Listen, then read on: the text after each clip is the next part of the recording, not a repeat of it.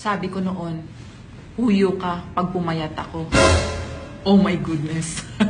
Hanggang ngayon magkakilala pa rin kami.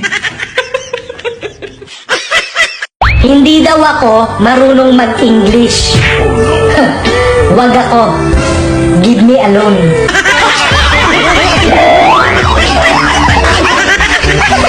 Alam nyo ba, sa dami ng tao na walang pera, nasali pa talaga ako.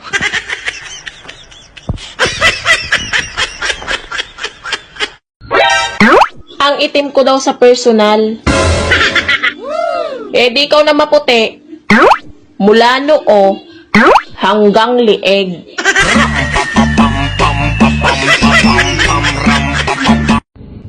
Oh, bakit ang tahimik mo? Mismo, no? Sobra.